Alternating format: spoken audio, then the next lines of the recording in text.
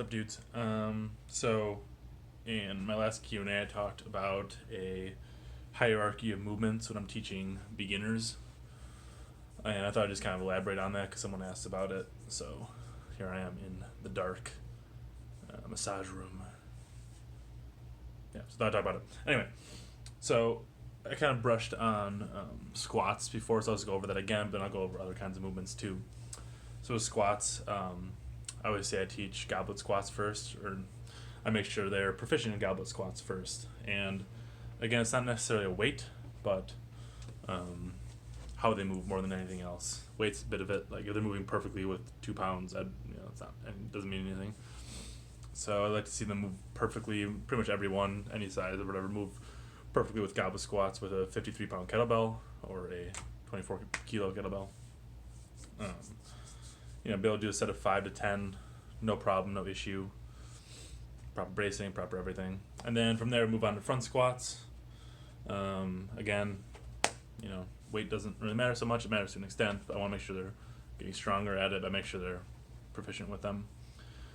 And then from there, back squats. High bar, low bar, depending on the person a little bit. But, yeah. We'll say hinges / deadlifts. I usually make sure people can do a back extension first. A lot of people are really bad at using their glutes and hamstrings, and that's an easy way to activate them and, have had people feel how it's supposed to feel using them. Especially non-athletes typically have a problem with using their glutes. So a lot of people sit all day long, and they don't know how to fire their glutes. So it's an easy way to teach it. So you start with that.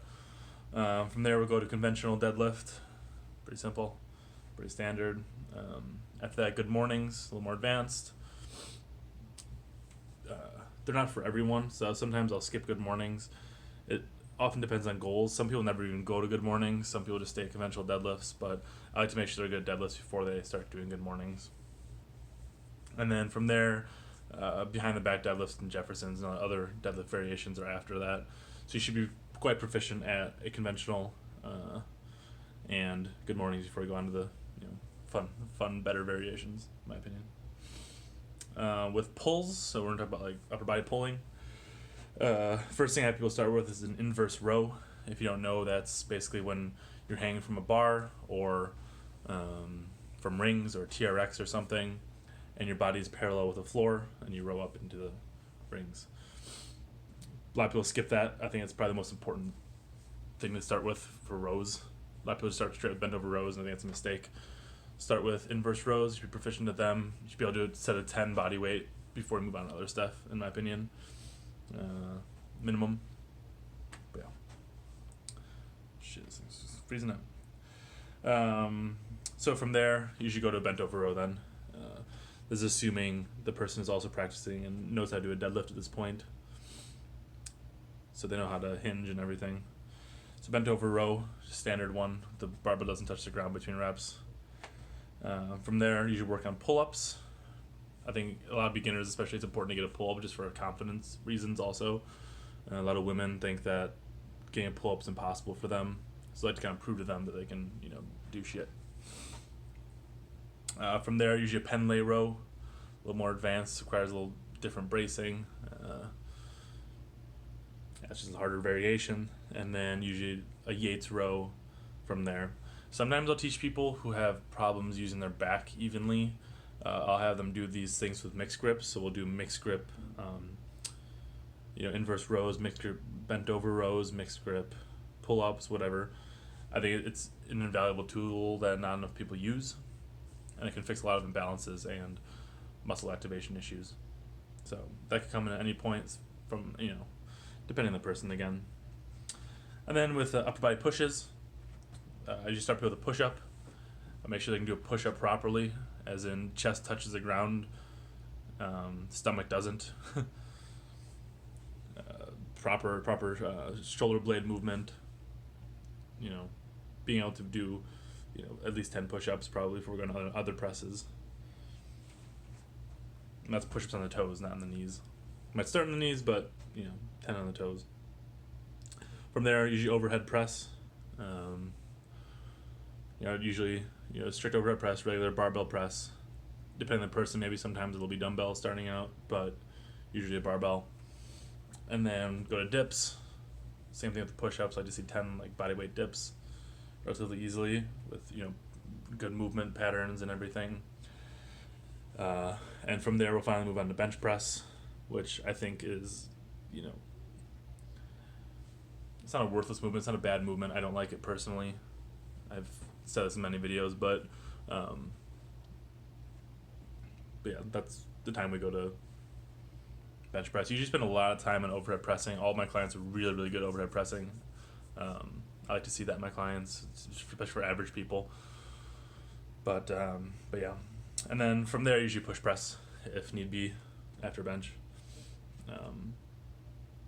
Once you've got all of those, because push press requires a lot more technique, not a lot more, but more technique than strict press, overhead press does, and I feel like it's less important than strict pressing for the average person again.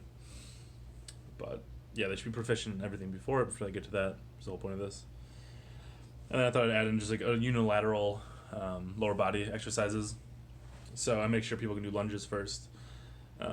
Usually that's taught at the same time with everything else. Usually these things kind of go in the same time. So when you're, you know, learning to do an inverse row, you're also learning to do a goblet squat, and you're also learning to do a lunge. But lunges first, and then usually step-ups.